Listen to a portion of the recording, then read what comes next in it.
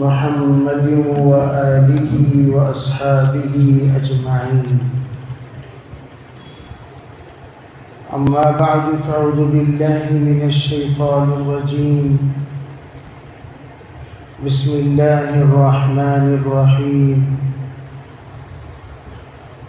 وإذا انسلخ الأشهر الحرم فاقتلوا المشركين حيث وجدتموهم وخذوهم واحصروهم واقعدوا لهم كل مرصد فإن تابوا وأقاموا الصلاة وآتوا الزكاة فخلوا سبيلهم إن الله غفور رحيم.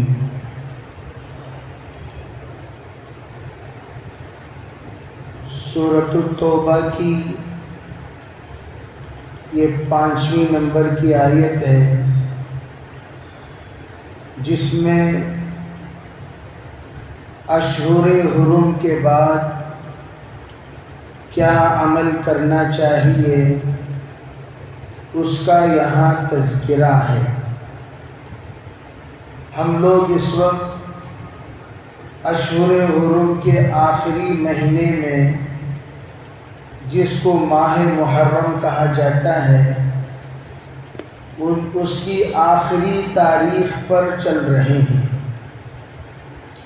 آج اشہر حرم کا آخری مہینہ ختم ہو کر ماہ صفر شروع ہو جائے گا. اگر چاند نظر نہ آئے تو کل آخری دن ہوگا. اللہ تعالیٰ نے حضرت جناب محمد رسول اللہ صلی اللہ علیہ وسلم کو اور تمام صحابہ کو اس بات کا حکم دیا. اس وقت آپ لوگ اشہر حرم میں ہیں، فتح مکہ سے فارغ ہو چکے، تو فرمایا جب اشہر حرم ختم ہو جائے تو آپ کو کرنا کیا چاہیے؟ فَاقْتُلُوا الْمُشْرِكِينَ حَيْثُ وَجَدْتُمُوهُمْ. اس وقت آپ حضرات کو میں یہ توجہ دلانا چاہتا ہوں، قرآن پاک میں اللہ تعالیٰ نے جن آیتوں کو نازل فرمایا اس کے پیچھے پس منظر ہے. جو بھی قرآن کی آیتیں نازل ہوتی ہیں اس کے پیچھے ایک سیرت ہے، ایک واقعہ ہے اور ایک نقشہ ہے جس پر یہ آیت نازل ہوئی. لیکن آج کے زمانے میں لوگ جب یہ آیتوں کی تلاوت کرتے ہیں، یوں سمجھتے ہیں کہ یہ آیتوں کا حکم ابھی بھی موجود ہے. یہ سوچ کر ایک بڑا فتنہ انجام دیتے ہیں اور قرآن پاک کے سلسلے میں غلط فہمیاں پھیلاتے ہیں، اور اس میں بہت سارے نئے لوگوں کو قرآن پاک سن کر یہ اندیشہ ہونے لگتا ہے، قرآن میں اگر یہ آیت موجود ہے تو یہ آیت کیوں ہے؟ انہی آیتوں میں سے قتال کی آیتیں، جس میں اللہ جل جلالہ امن والہ نے مشرکوں سے قتال کرنے کا حکم دیا. یہ کون سے مشرک؟ یہ وہ مشرک جو فتح مکہ کے موقع پر مکۃ المکرمہ میں موجود تھے، جنہوں نے ہر اعتبار سے اسلام میں رکاوٹیں پیدا کی، اور جو لوگ ہر اعتبار سے صحابہ کو ستایا. اللہ جل جلالہ امن والہ نے فتح مکہ کے بعد یہ حکم دیا کہ ان لوگوں کو اب مکۃ المکرمہ سے خالی کر دو. اخرج المشرکین من جزیرۃ العرب. آپ علیہ السلام نے حکم دیا مشرکوں کو عرب کے علاقوں سے باہر نکال دو، عرب میں مشرک نہ رہے. اللہ جل جلالہ امن والہ نے قرآن کو نازل کیا عربی زبان میں، وحی نازل ہوئی عربی میں، قرآن عربی، تاکہ یہ لوگ براہ راست قرآن کو سمجھ سکے. جب یہ ان لوگوں میں جو سمجھ گئے وہ اسلام قبول کر لیے، جو نہیں سمجھے ابھی بھی شرارت کر رہے ہیں، اب ان کی شرارتوں کو روکنے کے لیے ان کو دھکا دے کر باہر نکال دو، وہ جائیں کہیں بھی رہیں اور اپنی زندگی گزار لیں۔ پہلا حکم تو یہ، اگر وہ لوگ صلح کر لینا چاہتے ہیں، چلو بھئی ہم لوگ صلح کر لیتے ہیں، لڑیں گے نہیں، چلو بھی صلح کر لو، ذمہ بن کر رہو۔ ایک ٹیکس متعین کرتے تھے دارالسلطنت کو، دارالاسلام کو دینے کے لیے، وہ ٹیکس دینے کے بعد آپ دارالاسلام میں رہ سکتے ہیں۔ یہ ان لوگوں کو ذمہ کہا جاتا ہے، وہ اللہ اور اللہ کے رسول کے ذمے میں ہوتے ہیں۔ ان احباب کو ٹیکس وصول کرنے کے بعد اسلامی سلطنت سے باقاعدہ عزت ملتی ہے، حفاظت ملتی ہے اور ہر اعتبار سے ان کو سہولت ملتی ہے۔ یہ دو چیزیں۔ تیسری چیز، اگر آپ اپنی جگہ پر رہنا چاہتے ہیں وہیں رہیے، لیکن معاہدہ کر لیجئے کہ ہم جب تک اسلامی سلطنت کے تابع دار ہو کر رہیں گے، ہم وفادار ہو کر رہیں گے، غدار نہیں بنیں گے، اسلامی دشمنوں کو کسی بھی اعتبار سے ساتھ نہیں دیں گے۔ معاہدہ کر لیجئے۔ معاہدہ کر لینے کے بعد ان احباب سے یہ کہہ دیا جاتا تھا کہ آپ اب سکون سے رہ سکتے ہیں، آپ کو تمام طرح کی سہولتیں مہیا کرنا ہماری ذمہ داری ہے، آپ کو کسی بھی طرح کی آنچ آنے نہیں دیں گے، اور اگر آپ پر کوئی حملہ کرتا ہے اس کا تدارک کرنا، اسے دفع کرنا ہماری ذمہ داری۔ یہ سلطنت کے اعتبار سے جو سیاسی معاملات سے تعلق رکھتے ہیں، حکومت کے معاملات سے تعلق رکھتے ہیں، وہ تمام چیزوں کو حضرت نبی اکرم صلی اللہ علیہ وسلم نے انجام دیا۔ یہاں جو حکم ہے فتح مکہ کے موقع کے بعد، جب حرم محرم کے مہینے سے فارغ ہو گئے، اشہر حرم سے فارغ ہو گئے، ان دنوں میں سمجھاتے رہے، صلح صفائی کرتے رہے، ان کو اسلام کی دعوت دیتے رہے۔ اب جب وہ لوگ ماننے کو تیار نہیں، تب جا کر یہ حکم دیا گیا فَاقْتُلُوا الْمُشْرِكِينَ حَيْثُ وَجَدْتُمُوهُمْ۔ اب آپ ان لوگوں کو چھوڑو مت۔ فَاقْتُلُوا سے مراد قتل کرنے کا نہیں ہے، بلکہ ان سے مقاتلہ کرو، یعنی ان لوگوں کو اگر زبان سے نہیں سمجھ رہے ہیں، تلوار کے نوک پر سمجھانے کی کوشش کرو، مار دو، قتل کر دو اور ان کا خاتمہ کر دو نہیں، بلکہ اب اپنی طاقت کے بل بوتے پر ان کو سمجھاؤ۔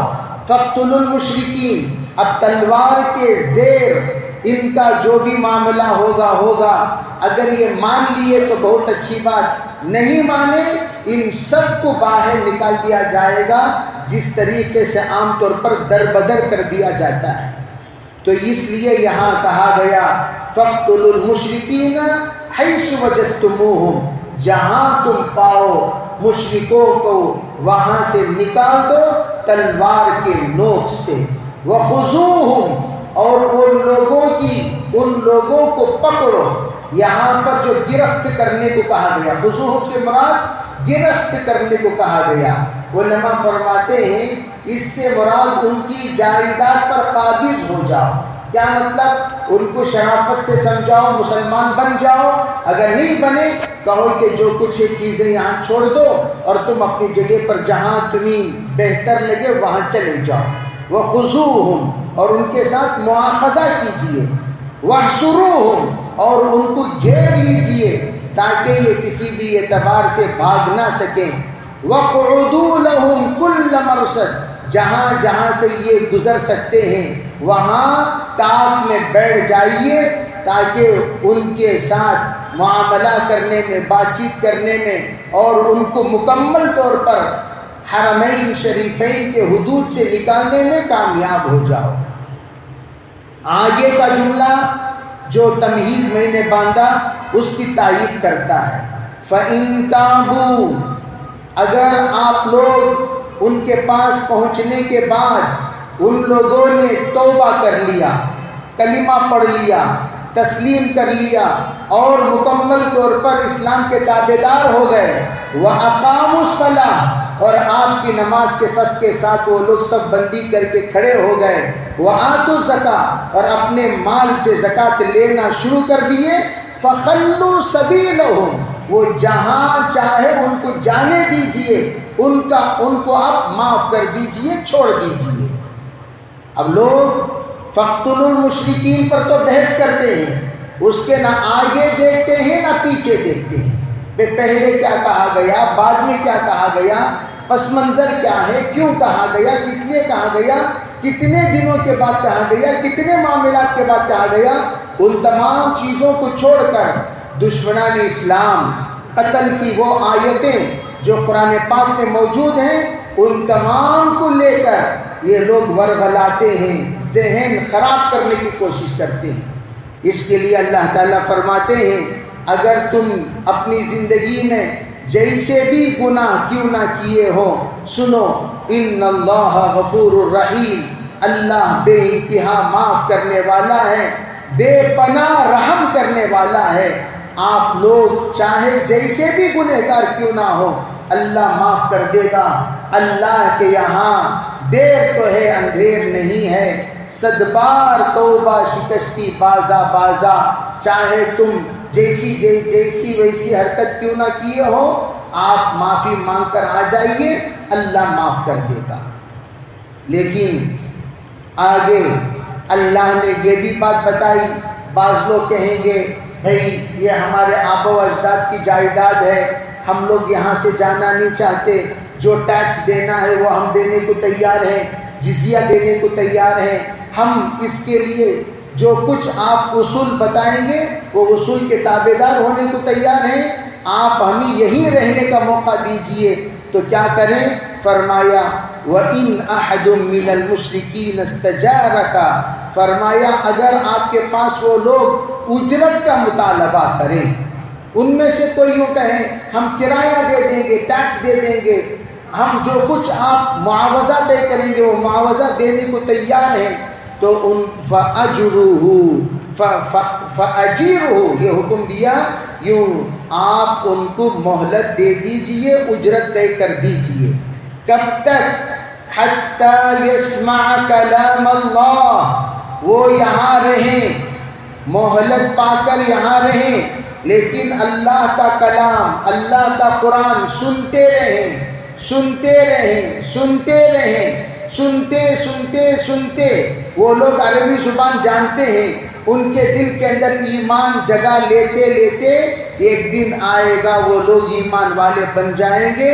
ثم ابلغه مأمنا، اگر وہ لوگ ایمان لا لیے الحمدللہ، نہیں لائے جہاں ان کے لیے حفاظت کی جگہ ہے وہاں لے جا کر آپ ان کو پہنچا دیجیے۔ بھئی تمہارے سدھرنے کے لیے ہم لوگ 2 مہینے دیے، 3 مہینے دیے، 4 مہینے دیے، تمہیں سدھرے جیسا لگ رہا نہیں، ایک کام کرو تم یہاں سے نکل جاؤ، نکال دو۔ ذَلِكَ بِأَنَّهُمْ قَوْمٌ لَا يَعْلَمُونَ، کہتے ہیں ہم اس لیے ان کو مہلت دینے کے بعد پھر نکال رہے ہیں کہ یہ لوگ جانتے نہیں ہیں، سمجھتے نہیں ہیں، قرآن میں اتنی صاف صاف بات کہی جا رہی ہے، ان لوگوں کے دماغ کام نہیں کرتے۔ تو قرآن پاک کی ان آیتوں سے اشہر حرم کے بعد کیا عمل کرنا چاہیے یہ حکم بتا کر قیامت تک کے لیے جو اصول بتا دیا گیا کہ الدین جو ہوتا ہے اسلام، یہ یعلو ولا یعلا، اسلام ہمیشہ بلند رہے گا، اسلام کبھی مغلوب نہیں ہوگا۔ علماء فرماتے ہیں جب تک مسلمان جہاں بھی رہیں گے وہاں پر وہ امن کے ساتھ رہیں گے۔ اگر کوئی ان کے امن میں خلل پیدا کرے، غور سے توجہ سے سنیں، اگر کوئی ان کے امن میں خلل پیدا کرے، ان کے اتحاد میں افتراق پیدا کرے، ان کے شیرازے کو بکھرنے کی کوشش کرے، ان کے اجتماع کو افتراق کرنے کی کوشش کرے، ان کے مجموعے کے اندر انتشار پیدا کرے اور ان کے اسلام کے شعائر پر رکاوٹ پیدا کرے اور ان کو شعائر اسلام کے مطابق، تشخص اسلام کے مطابق، تعمیر اسلام کے مطابق، تعارف اسلام کے مطابق جینے پر حالات پیدا کرے، جیسے ان سے کہہ دیا جائے مسجدیں رہیں گی، مینار نہیں رہیں گے، مسجدیں رہیں گی، وہ مسجدوں کے جو تشخصات ہیں اس کا خاتمہ کر دیا جائے گا، مسجد رہے گی لیکن جو فیسلٹیز معبد کو ملتے ہیں، عبادت خانے کو ملتے ہیں، مندروں کو، گرجا گھروں کو، مسجدوں کو جو فیسلٹیز حکومت سے ملنی چاہیے وہ مسجدوں کو نہیں ملے گی۔ مسلمان رہیں گے بغیر داڑھی کے، مسلمان رہیں گے بغیر ٹوپی کے، مسلمان رہیں گے بغیر جبے پیجامے کے، مسلمان رہیں گے لیکن برقعے کے بغیر، مسلمان رہیں گے، اسلام کا کسی بھی اعتبار سے نشانی ان میں باقی نہ رہے، اس طرح جس طرح کے کمیونزم میں کیا جاتا ہے، جس طرح دارالکفر میں کیا جاتا ہے۔ اگر اس طرح کے شرائط کسی جگہ پر دھیرے دھیرے بڑھنا شروع کرے تو اسلام کیا کہتا ہے؟ اب تم لوگوں کے ذمے ہے اسلام کی حفاظت کرنا، مسلمانوں کی حفاظت کرنا۔ اب حکم کیا ہوگا ہمارے حق میں؟ اعدوا لهم ما استطعتم من قوة، یہ حکم ہوگا اے لوگو تم جہاں تک ہو سکے تم ان کے مقابلے کے لیے تیار ہو جاؤ۔ عام طور پر لوگ کیا سمجھتے ہیں؟ مقابلے کے لیے تیار ہو جاؤ کا مطلب یہ نہیں کہ آپ اوزار تیار کر لو، یہ تیار کر لو، وہ تیار کر لو۔ علماء فرماتے ہیں زمانے کے اعتبار سے دیکھو، زمانے کے اعتبار سے جنگ کا عنوان الگ الگ ہوتا ہے۔ کبھی کبھار جنگ ایجوکیشن کا جنگ ہوتا ہے، کبھی کبھار جنگ سیٹوں کا ہوتا ہے، کبھی کبھار جنگ ووٹوں کا ہوتا ہے، کبھی کبھار جنگ آدمی کی اپنی قوت کا ہوتا ہے، اپنی صلاحیت کا ہوتا ہے، اپنی مالداری کا ہوتا ہے۔ ویسے موقع پر جو تمہارا مد مقابل جو چہرہ لے کر آ رہا ہے اسی طرح کے جنگ کے لیے تم بھی تیار ہو جاؤ۔ جیسے موسیٰ علیہ السلام کے زمانے میں ادھر موسیٰ علیہ السلام کے سامنے جادوگر تھے، اللہ نے موسیٰ علیہ السلام کو معجزہ بھی جادو سے ملتا جلتا دیا، اور ادھر حضرت نبی علیہ السلام کے زمانے میں فصحاء، بلغاء، شعراء وہ آپ کے مقابلے میں آئے۔ اللہ تعالیٰ نے قرآن پاک عطا فرمایا، آپ تاریخ اٹھا کر دیکھیں گے مقابلہ جو ہوتا ہے ہر زمانے کے اعتبار سے بہتر ہوا کرتا ہے۔ تو اس زمانے میں مقابلہ کیسے ہوگا؟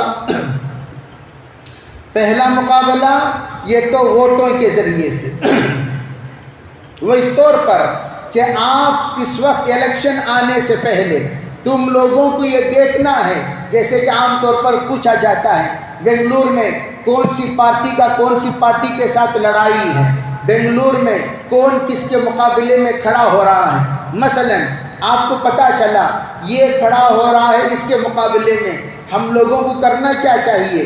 دونوں کو مد نظر رکھ کر دیکھنا چاہیے، یہ بھی کاف ہے یہ بھی کافر ہے، دونوں کے دونوں الکفار لا اعتبار ہیں، لیکن ان دونوں میں دیکھیے احول البلیتین کون ہے؟ دونوں مصیبت میں چھوٹی مصیبت کون؟ دو رذیلوں میں چھوٹا رذیل کون؟ دو غداروں میں چھوٹا غدار کون؟ دو کمینوں میں چھوٹا کمینہ کون؟ دو چوروں میں چھوٹا چور کون؟ آپ دیکھیے، دیکھنے کے بعد طے کیجئے، ارے بھئی یہ بھی چور ہے، یہ بھی چور ہے، یہ بھی دشمن ہے، یہ بھی دشمن ہے، یہ دشمن ہے تو یہ ایمان پر آنچ نہیں ڈالتا، یہ زیادہ کیا کرے گا؟ کمائی میں کم کرے گا، یہ کرے گا، وہ کرے گا، بڑے بڑے نقصانات نہیں کرے گا، لیکن یہ بڑے بڑے نقصان کی طرف تلا ہوا ہے۔ تو کرنا کیا چاہیے؟ دو مصیبت میں چھوٹی مصیبت کو اختیار کریں۔ اس کے لیے کیا کرنا ہے؟ اس کے لیے علماء کہتے ہیں سب کو متحد ہونا ہے۔ انگریز کا جو اصول ڈیوائڈ اینڈ رول، تقسیم کرو حکومت قائم کرو، اب سب 100 جنے ہیں اور ادھر ایک آدمی کھڑا ہوا ہے، اب یہاں 100 میں 4 انسانوں کو کھڑا کر دیں گے پارٹی میں، تو بھی کھڑا ہو جا، تو بھی کھڑا ہو جا، تو بھی کھڑا ہو جا، تو بھی کھڑا ہو جا، 100 ایک طرف اور ادھر 25 لوگ ہیں وہ ایک طرف ہیں، تو ہوگا کیا؟ 25 لوگ مل کر ایک انسان کو کھڑا کرے، 100 لوگ مل کر 5 انسان کو کھڑا کرے، 5 انسان کو جب آپ 100 ووٹوں کو تقسیم کرو گے، 20 پڑ گئے، اور وہ پورے کے پورے 25 اکٹھے ہو کر ایک انسان کو ووٹ ڈالیں گے، وہ 25 100 کے اوپر غالب آ جائے گا۔ اسی طرح ہندوستان میں دیکھا جائے، آپ حال کی حکومت کے مقابلے میں ان کے خلاف آواز اٹھانے والوں کی میجارٹی یہ 70% ہے، اور جو لوگ حال کی حکومت ہے پورے ہندوستان کے اعتبار سے 30% بہت مشکل سے آپ کو ملیں گے، لیکن 70% میں اتحاد نہیں ہے، 70% میں اتفاق نہیں ہے، 70% میں جوڑ نہیں ہے، جس کی وجہ سے نتیجہ کیا ہوگا؟ یہ 70 4 حصوں میں بٹ گئے، تو ان کا تقسیم جب ہو گیا، کوئی 18% والا، کوئی 20% والا، کوئی 25% والا، کوئی 15% والا، کوئی 10% والا، اس طریقے سے جب تقسیم ہو گئے تو پھر کیا ہوگا؟ 30% والا 70% پر غالب آ جاتا ہے۔ یہ انتہائی احمقانہ، آپ یورپ ممالک کے ووٹوں کو دیکھیے، یورپ ممالک والوں نے یہ اصول بنا دیا، ہمارے یہاں صرف 2 لوگ کھڑیں گے، یا تو یہ کھڑے گا یا تو بی کھڑے گا، تیسرا کوئی انسان نہیں کھڑے گا۔ اگر آپ صحیح فیصلہ کرنا چاہتے ہیں تو اصول بھی یہی ہے، ترتیب بھی یہی ہے، اور یہی انصاف بھی ہے۔ وہ کیا؟ 2 پارٹی کو کھڑا کرو، ایک یہ پارٹی ہوگی، ایک وہ پارٹی ہوگی، اب دیکھنا میجارٹی کس کی ہے، تب جا کر پتہ چلے گا میجارٹی۔ وَمَنْ ثَقُلَتْ مَوَازِينُهُ، آپ نے دیکھا کہ یہ 51%۔ آپ کو یہ بات بتا سکتا ہوں، ہندوستان کی تاریخ میں ایسے بھی لیڈرز کامیاب ہوئے ہیں جو ایک ووٹ سے کامیاب ہوئے ہیں، صرف ایک ووٹ، صرف 5 ووٹ، صرف 10 ووٹ، صرف 150 ووٹ، ایک ووٹ سے کامیاب ہوئے لوگوں کی ایک بڑی فہرست ہے جنہوں نے ایک ووٹوں سے کامیاب ہوئے۔ ہمارے یہاں کیا ہے، جہاں چکنا وہاں جھکنے کی غلیظ عادت پرانی پڑ گئی ہے، اجلا دیکھا اچھل گیا، پیلا دیکھا پسل گیا، کوئی آیا، بھکاریوں کی کمی نہیں ہے غالب، ایک ڈھونڈو 1000 ملتے ہیں۔ جس وقت الیکشن کا نمبر آتا ہے تو کوئی نوٹ دکھاتا ہے، پیلے نوٹ دکھاتے ہی پسل جاتے ہیں، اجلا نوٹ دکھاتے ہی اچھل جاتے ہیں، نمبر وار سب کے سب ایسے کمینے صفت والے ہیں کہ پیسہ لے کر ایمان بیچ دیتے ہیں۔ اب ان لوگوں کے سامنے 2000 کی ووٹ تو نظر آ گئی، لیکن اسلام کی شان و شوکت نہیں ہے، 2000 کی نوٹ کی اہمیت ہے، اسلام کی عزت اور وقار نہیں ہے، 2000 کی نوٹ کی اہمیت ہے، اپنے بیوی بچوں کی عزت و آبرو کی کوئی قیمت نہیں رہی۔ نتیجے میں کیا ہوا؟ نتیجہ یہ ہوا لوگ بیچتے ہیں اپنے اپنے ووٹوں کو، اور بعض ہوشیار لوگ تو وہ ہیں جتنی پارٹی آتی ہے سب کے پاس پیسہ بڑے ادب سے لیتے ہیں، ہاں ضرور ادھر سے بھی 5000 اپنے افراد کے اعتبار سے گھسیٹ لیا، ادھر سے بھی 10,000 اپنے افراد کے اعتبار سے گھسیٹ لیا، ادھر سے بھی 2000، ادھر سے بھی 1000، سب کے پاس لے کر ووٹ اسی کو دیتے ہیں جن کی بات دل میں آتی ہے، ڈال دیے ووٹ، تو لینے کے حد تک لے لیے، لیکن حقیقت میں ووٹ ایک شہادت ہے، وہ شہادت سے ہی کامیابی اور ناکامیابی کا فیصلہ ہوتا ہے۔ تو آپ کو جب شہادت دینے کو کہا جاتا ہے اس وقت میں امانت داری کے ساتھ شہادت دینی چاہیے۔ شہادت کو بیچنے کی اجازت نہیں ہے، شہادت کو بیچنا، شہادت زور، یہ گناہ کبیرہ میں جناب رسول اللہ صلی اللہ علیہ وسلم نے شامل فرمایا۔ اس لیے فرماتے ہیں سب سے پہلی بات یہ کہ اس وقت اگر دیکھا جائے کہ ہمارے ووٹ 100 ہیں تو 100 میں کم ہوتے ہوتے 50 ووٹ ہو گئے، سب سے پہلی ذمہ داری ووٹ آنے سے پہلے اپنے اپنے ووٹنگ کارڈ بنانا شروع کرو۔ جن گھروں میں لوگ موجود ہیں لیکن ووٹنگ کارڈ نہیں ہے ان کے اوپر ذمہ داری ہے، فوراً ووٹنگ کارڈ بنانا شروع کریں۔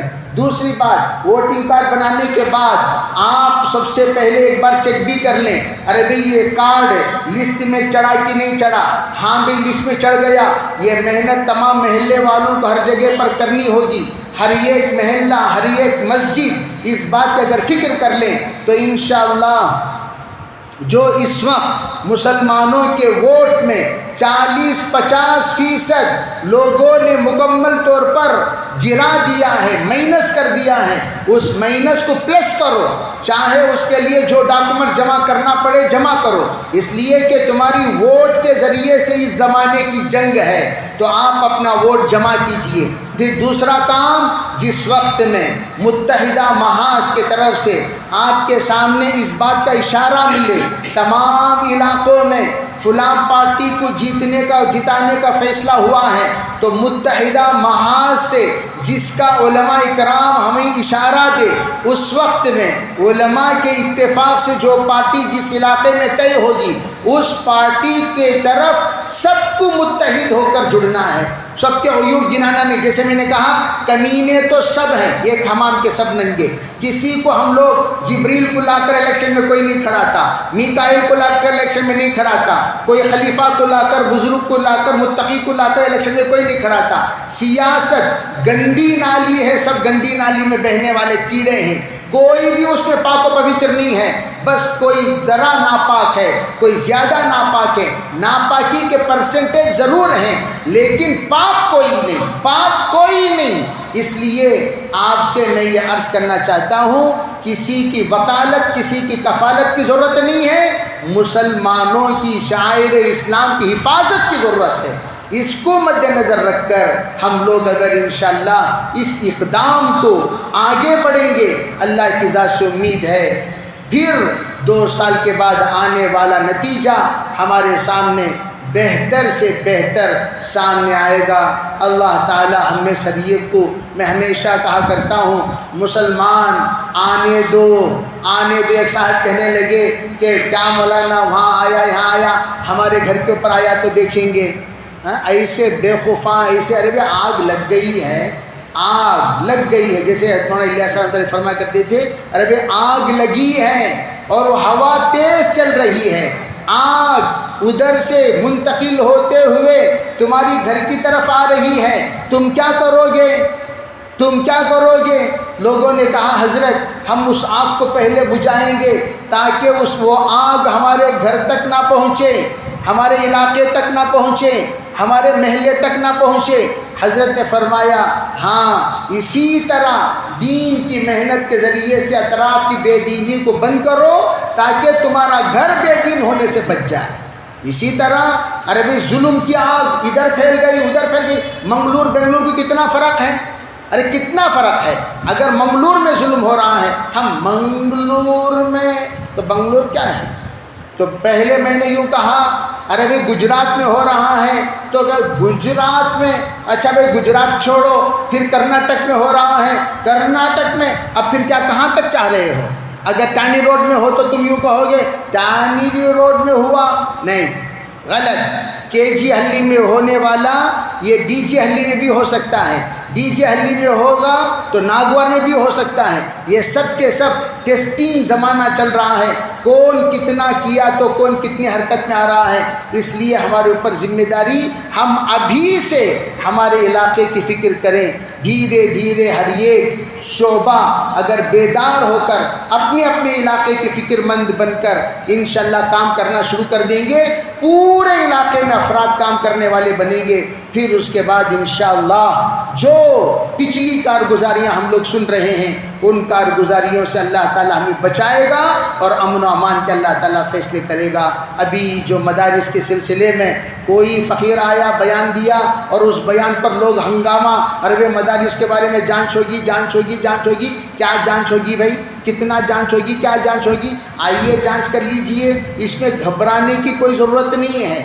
جیسا ہم چل رہے ہیں اپنے عبادتوں کو بڑھاؤ، اللہ سے اوراد و وظائف کو بڑھاؤ، اللہ سے تعلق کو بڑھاؤ، اللہ تعالیٰ سے مکمل اپنا ربط بڑھاؤ، اللہ انشاءاللہ شتت اللہ لہم شملہم، اللہ تعالیٰ ان کے ایوانوں میں خود انشاءاللہ جو کرنا ہے اللہ کرے گا۔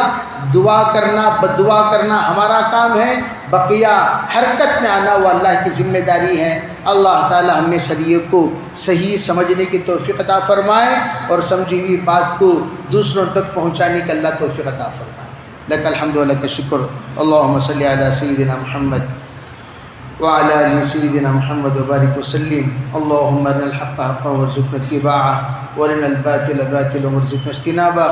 اللهم فقهنا في الدين وعلمنا القرآن الحكيم۔ سبحان ربك رب العزة عما يصفون وسلام على المرسلين والحمد لله رب العالمين۔